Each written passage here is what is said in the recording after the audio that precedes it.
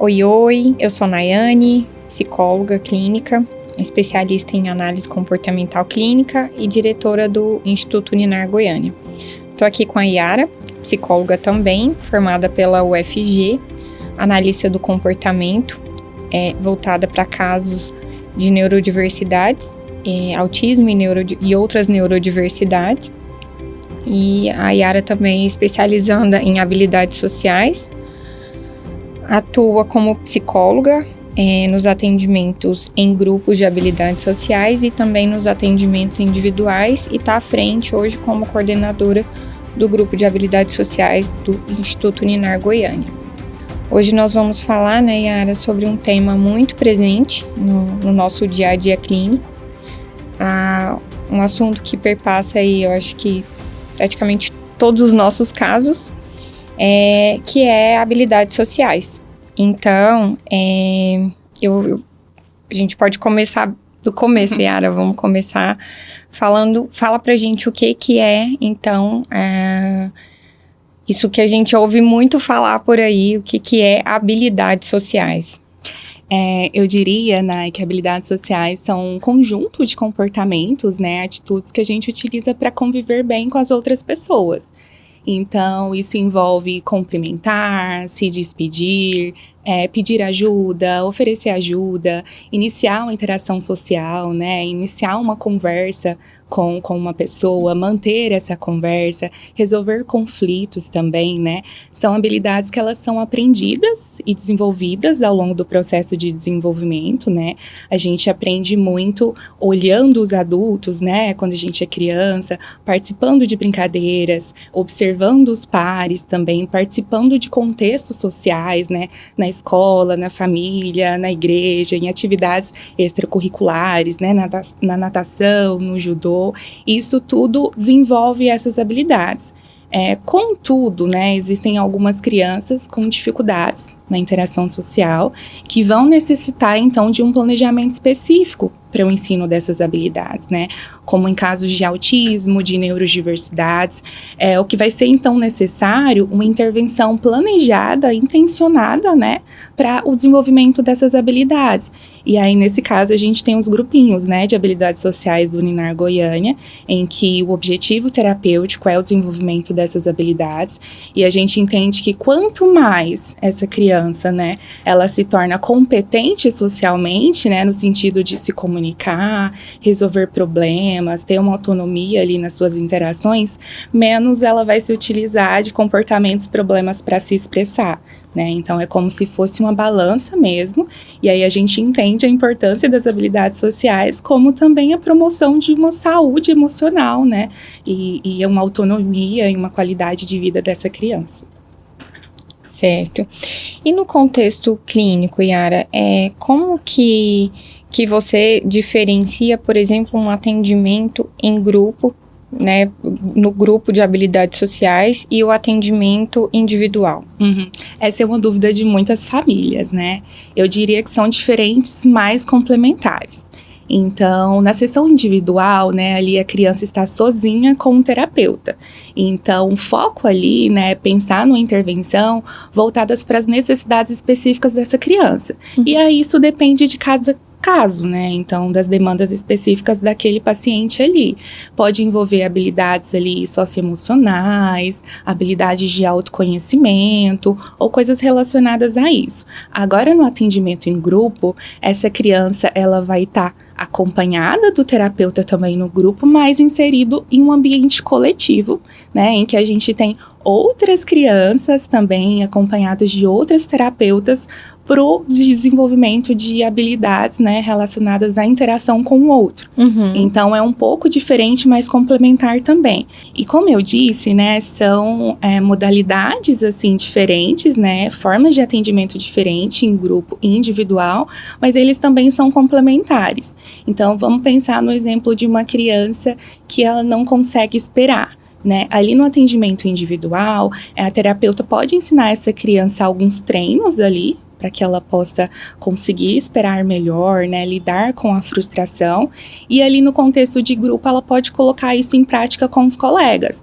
Então, essa criança, ela pode esperar durante um jogo, ela pode esperar durante a transição de uma atividade para outra, ela pode esperar ali durante uma conversa com um coleguinha, em alguma brincadeira de movimentação motora, que é algo que eles gostam muito. Então, a gente consegue também fazer, né, essa relação com as habilidades que a gente trabalha no atendimento individual, com as habilidades também com os nossos objetivos do atendimento em grupo, né? E eu acho que é importante salientar aqui também, né, que a criança participar de um grupo em habilidades sociais é muito diferente da criança estar ali inserida em qualquer grupo, né? Estar em um grupo ali qualquer. Porque quando a criança ela está num ambiente coletivo, como num passeio, num parque, por exemplo, essa criança vai ter a oportunidade de interagir socialmente. Certo. Mas a criança que tem dificuldade, ela não vai saber o que fazer nesses contextos. E não vai ter ninguém ali direcionando essa criança, né, orientando ela e ensinando diretamente. A diferença de participar do grupo de habilidades sociais é porque essa criança vai ter um planejamento terapêutico intencional para auxiliá-la nessas dificuldades.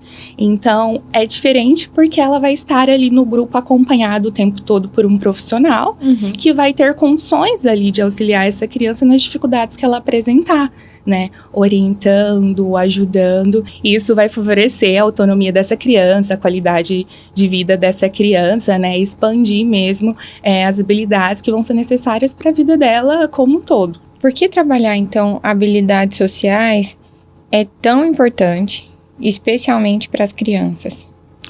Eu costumo dizer, né, lá nas bases da psicologia mesmo, né, assim, quando a gente tem o primeiro acesso, assim, às disciplinas da psicologia. Psicologia do desenvolvimento. Isso, né, a gente entende o ser humano como um ser social. Sim. Então, para sobreviver, a gente precisa estar em sociedade. Quase tudo que nós necessitamos, a gente precisa da mediação do outro. Então, quando uma criança, né, tem dificuldade nessa interação, é uma criança que pode apresentar um certo nível de sofrimento. Sim. Né, nos grupos sociais que ela pertence, na família, na escola, seja na igreja, em qualquer grupo social. Qualquer relacionamento, né, que ela estiver ali.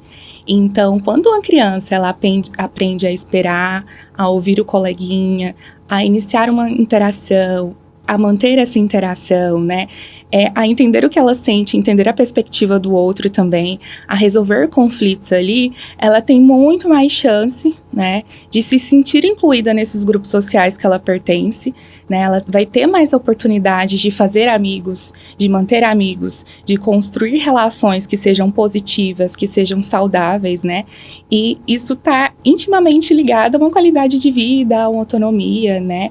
A uma vida com bem-estar mesmo, que é o nosso grande objetivo, assim. É como se fosse uma balança novamente, né?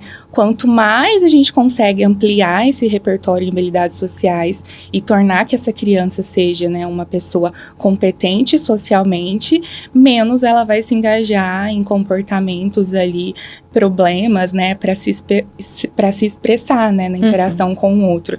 Então, eu acredito que qualquer criança, seja ela neurodivergente ou não, né, qualquer criança que tenha uma dificuldade nas suas interações, ela se beneficia muito, né, de um programa específico em habilidades sociais, porque ali existe um planejamento personalizado, voltado, né, intencional para as dificuldades que ela apresenta. E a gente vê muito isso na nossa prática, né, Yara, assim, acaba que o número de crianças, né, de pessoas neurodivergentes que nós atendemos é maior, mas ainda que a gente tem também o atendimento a pessoas típicas, né, com desenvolvimento típico, e é muito comum a gente ver as dificuldades nas habilidades sociais no geral, para todas as crianças, alguma dificuldade ali, em geral, quando a gente percebe alguma queixa escolar, muitas vezes a gente vai a fundo, vai investigar, e a gente percebe que isso está relacionado a alguma dificuldade ali que a criança apresenta, seja na tolerância à frustração, seja no compartilhamento ou não de um objeto, de algo ali na primeira infância, logo que a criança inicia na escola, né? Então, é algo que a gente consegue perceber diariamente, como eu falei. Só queria complementar uma questão. Eu me lembro muito de uma fala de um professor que eu tive lá na faculdade, há uns anos atrás, que ele me disse o seguinte, que existem algumas habilidades que são cruciais para o desenvolvimento do ser humano. Que ele estava dizendo aquilo não só para a gente pensar na nossa atuação clínica, na nossa atuação profissional, mas também para quem pretendia ter filhos. Ele falava o seguinte, olha, desenvolva nos seus filhos a tolerância à frustração e a habilidade de se expressar o que querem, expressarem os seus sentimentos, se posicionarem, dizerem o que eles querem e o que eles não querem. Então, são duas habilidades essenciais para a vida e que eles podem conseguir, que as pessoas, normalmente, quem tem essas habilidades mais desenvolvidas, consegue outras coisas que a gente chama de sonhos, enfim, de carreira, dinheiro, mercado. E sem essas habilidades, dificilmente a gente até consegue isso, só que com um pouco mais de dificuldade, talvez. E como na prática, Yara, funciona a estrutura desses grupos de habilidades sociais?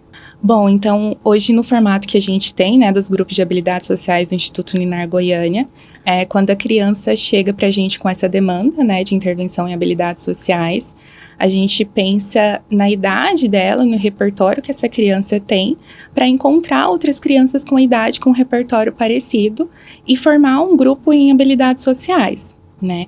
Então, a gente faz essa testagem ali, porque o grupo tem que funcionar também, né? A gente pensa em interesses ali que essas crianças podem ter em comum também, porque isso facilita muito, né? As brincadeiras, os jogos, os recursos que a gente vai utilizar, né? Para o ensino de habilidades. E depois disso, a gente faz um planejamento específico desse grupo, né? Pensando nas dificuldades em comuns, né? Que essa criança tem em relação a habilidades sociais. Então, depois disso, né, depois de construído esse planejamento, a gente aplica esse planejamento ao longo do semestre, né, que dá mais ou menos 12 sessões de grupo, e ao final a gente entrega um demonstrativo de desempenho, né, que é um documento descrevendo todo o desempenho dessa criança, né, tanto o desempenho quantitativo, né, ou as respostas que ela teve ali em relação às habilidades que foram planejadas, quanto também uma descrição qualitativa de como foi essa criança, né, durante essas sessões de grupo. Então, é possível mensurar esse desenvolvimento ao longo do ciclo, ao longo do semestre? A gente consegue mensurar, né, o desenvolvimento dessa criança em relação àquelas habilidades que a gente planejou. E também, ao longo desse processo, as famílias também têm o contato, né, com a gente. Então, nós passamos esse feedback no final das sessões também, né, geralmente os grupinhos acontecem uma vez por semana. E também tem a possibilidade da gente marcar orientações parentais, né, pra gente ampliar também esse repertório em outros grupos sociais que a criança pertence, né, seja na família, seja na escola, seja em outras atividades extracurriculares que essa criança tenha a oportunidade de interagir com outros também. Então, nosso formato segue isso, né, mas também é um trabalho muito personalizado. Então, a gente pensa o grupinho como único mesmo, né? Então, a gente vai pensar nas dificuldades que aquelas crianças têm, a gente vai pensar nos interesses que aquelas crianças têm, para, ao longo, então, dessas sessões, a gente conseguir trabalhar essas dificuldades e ampliar esse repertório. Só voltando um pouquinho a algo que a gente falou no começo, só uma dúvida que surgiu agora.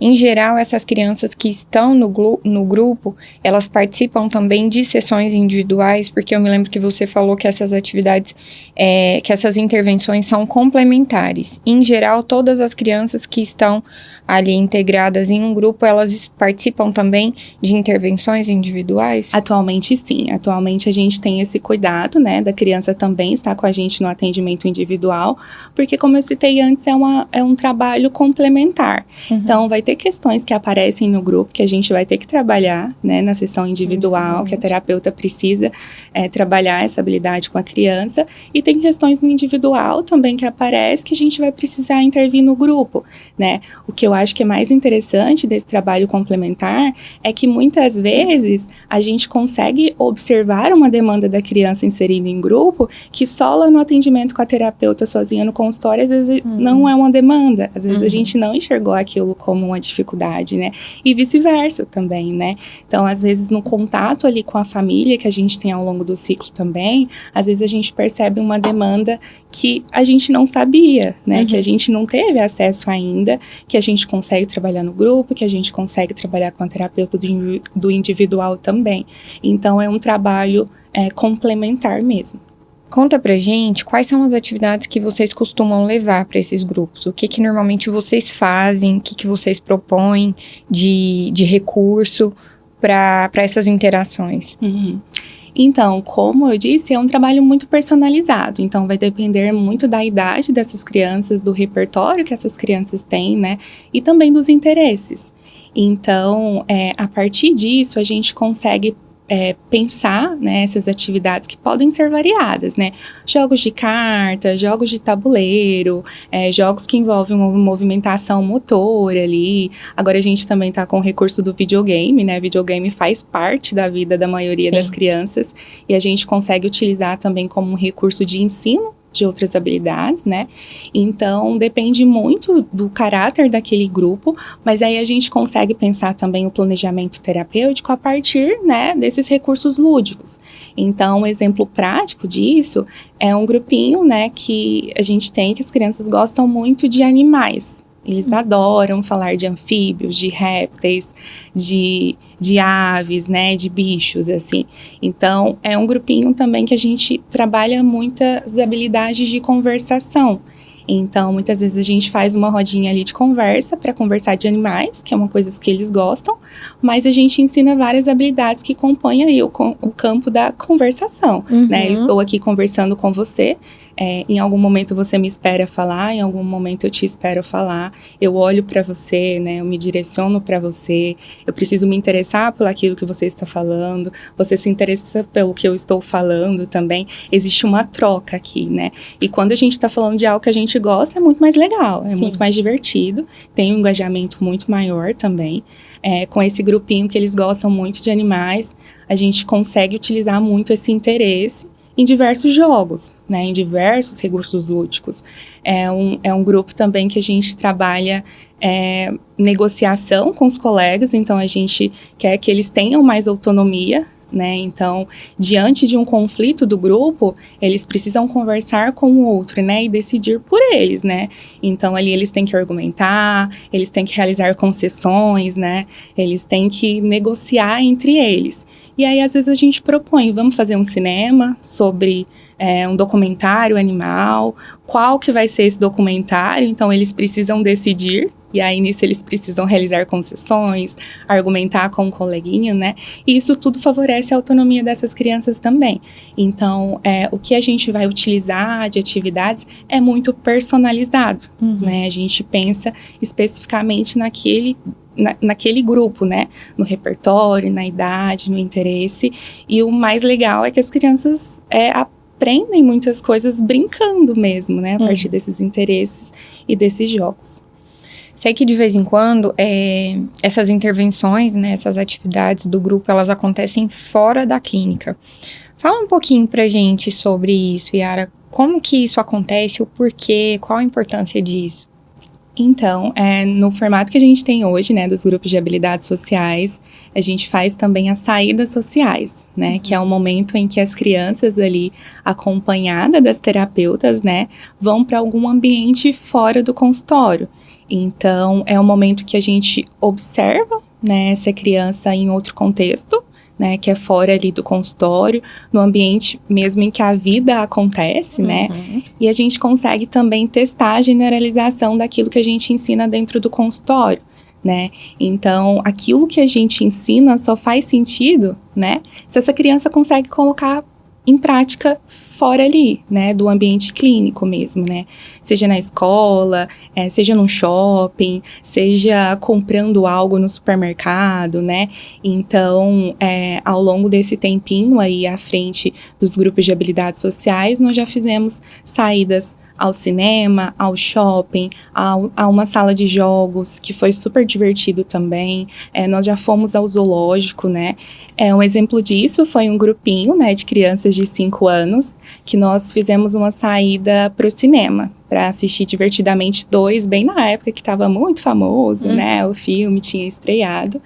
Mas antes de ir, né, para assistir esse filme, as crianças precisaram negociar também. Então, a gente precisou conversar, né, em grupo, qual cinema que a gente ia, né, decidir qual filme a gente ia assistir, ali no momento da saída social, né, acompanhado ali das terapeutas. Elas precisaram comprar o próprio ingresso. Então, conversar com o atendente, escolher a poltrona do cinema, lá no cinema, né, verificar qual poltrona que era dela, né. Ali no cinema também seguir algumas regrinhas sociais, né, então no cinema a gente não pode ficar gritando, a gente não pode ficar correndo, a gente não pode conversar muito alto o tempo todo com o colega. Então é interessante, né, eles serem expostos a esse tipo de regrinhas sociais, que é muito comum em qualquer grupo que eles pertencem, né? Então, a gente consegue ali na saída social também, né, testar ali aquilo que a gente ensinou dentro do consultório,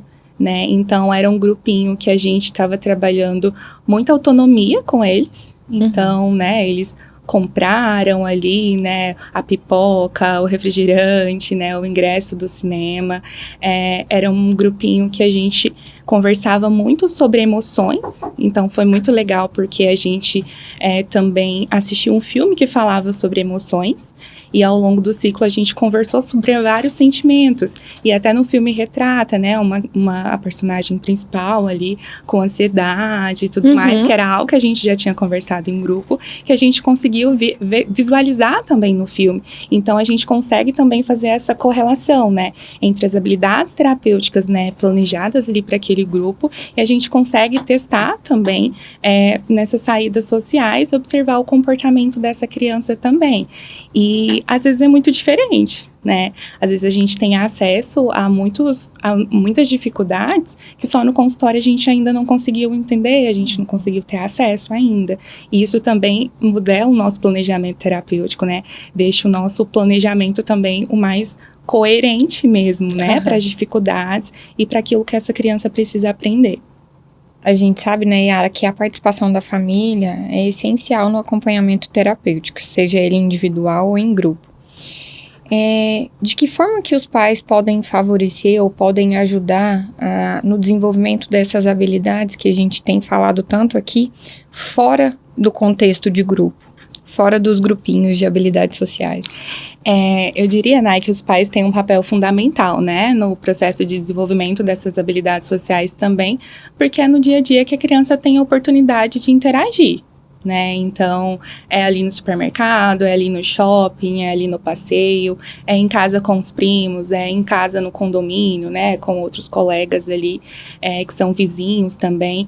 Então, essa família estando alinhado, né, aos nossos objetivos terapêuticos, né, tendo uma intervenção parecida com aquilo que a gente já faz dentro de consultório, isso favorece muito o ensino dessas habilidades, a aprendizagem dessas habilidades, né. E no formato que a gente tem hoje dos grupinhos de habilidades sociais, né, a gente considera esse papel da família muito importante também. Então, eles têm acesso ao planejamento terapêutico. Nesse planejamento terapêutico tem tudo que a gente realiza, né? Tem as habilidades ali que são o nosso foco, né, de ensino, como que a gente vai fazer, né, e ensinar essas habilidades, de que forma a gente vai intervir. E eles também têm um feedback ali após a sessão, né, e também tem a possibilidade de marcar reuniões com a gente ao longo do ciclo, para a gente também alinhar essas intervenções, né, e conversar sobre as demandas daquela criança, né. E no final também a gente entrega o demonstrativo de desempenho, né, contendo então ali tanto a mensuração, né, do desenvolvimento dessa criança em relação àquelas habilidades que a gente planejou, quanto também uma descrição ali mais qualitativa de como foi, né. É muito comum também ao longo desse tempo aí à frente dos grupinhos de habilidades sociais, que a gente perceba algumas mudanças e algumas habilidades ali que foram desenvolvidas nessa criança para além do planejamento terapêutico. Então, às vezes surge assim alguma questão ali que a gente trabalhou indiretamente, que é muito legal também, porque os pais trazem isso pra gente, né, no contato que a gente tem com eles. Então, no formato que nós temos hoje, a gente prevê essa participação da família e a gente considera que é fundamental mesmo, porque favorece muito a aprendizagem dessa criança. Yara, e o que mais te motiva a trabalhar com essas demandas, com esses grupos? Eu acho que o mais legal do grupo em habilidades sociais é perceber o desenvolvimento das crianças mesmo ao longo do processo terapêutico, né? É perceber que uma criança que antes se isolava, não conseguia, né, interagir com um coleguinha, ela passa, depois de algumas sessões ali, a se interessar pelo outro, às vezes a conseguir ali com o suporte da terapeuta ou até mesmo sozinho, chamar o colega para brincar, né? Então, uma criança que antes se frustrava, né, quando ali submetido a um problema grupal ou quando perdia em um jogo, hoje ela consegue tolerar mais, ela consegue esperar a vez dela, o momento dela, né? Eu acho que no processo, assim, à frente dos grupinhos, um feedback de uma família que me marcou muito foi uma mãe, né, que disse que na escola a criança não tinha amigos, ele não se sentia muito compreendido pelos colegas, ele não conseguia se identificar com os colegas ali da turma, né, então ele tinha hiperfocos muito específicos ali, e os coleguinhas não davam muita atenção, não davam muita moral, e no grupinho de habilidades sociais era o único momento ali em que tinha um outro coleguinha tão parecido quanto ele, né, que ouvia os hiperfocos dele, que tinha os hiperfocos também, e que ali eles conseguiram construir um vínculo de amizade mesmo, né, e a mãe me disse isso muito emocionada, né, e eu acho que o mais legal dos grupos é isso, assim, porque a gente consegue construir um vínculo mesmo, enquanto grupo. Não só as crianças, mas as terapeutas também. A gente se sente parte desse grupinho. É muito comum também que as crianças gostem de estar no grupinho. Porque como a gente faz um trabalho muito personalizado, então a gente utiliza muito jogo, muita brincadeira, né, muita interação, eles aprendem muitas coisas brincando, então é muito divertido para eles estarem ali. Então é muito comum também o feedback das famílias, assim, de que a criança gosta muito de estar no grupinho, né? Que aquele dia que tem um grupinho, ela gosta muito de ir para terapia. Eu acho que em muitos casos que eu acompanhei, isso ajudou também até nos atendimentos individuais, porque a criança estava um pouquinho mais ali motivada para brincar com os colegas. E é muito legal também que ocorre dessas crianças serem amigas não só da terapia, mas de outros ambientes também. Então, as famílias acabam organizando algumas saídas também, né, para as crianças se encontrarem em parque, em outros locais, assim. Então, eu acho que se constrói um vínculo que é muito legal, né, tanto entre as crianças quanto os terapeutas também ali, né. Para mim, pessoalmente, é muito legal trabalhar com habilidades sociais por tudo aquilo que a gente já conversou aqui. Então, são habilidades que acompanham a vida, né? Acompanham a criança ao longo da vida. São habilidades que a gente está o tempo todo se utilizando delas, né? Então, quanto mais essa pessoa é competente socialmente, mais chance ela vai ter de construir relações positivas, né? Então, isso tem um impacto muito legal, né, na vida dessas crianças, né? Uma criança que tinha dificuldade ali de expressar suas necessidades com o outro, de resolver problemas, né, com o outro, de resolver conflitos através de uma intervenção, de um planejamento específico para isso, pode ser que ela consiga ter uma autonomia maior, né, nos grupos sociais que ela pertence, né? Ali na escola, antes ela precisava muito do suporte da professora para resolver tudo que aparecia, agora ela já consegue resolver isso com os coleguinhas, né? E isso depois ela vai utilizar também no trabalho, na faculdade, em qualquer outro ambiente que ela estiver. Então, eu acho que é muito transformador nesse sentido, né? E aí a gente pensa no impacto tanto na vida dessas crianças quanto na vida do psicólogo também, né? Porque a gente vê as consequências diretas do nosso trabalho, do nosso estudo, do nosso estudo ali acontecendo mesmo ao longo do desenvolvimento desses grupos.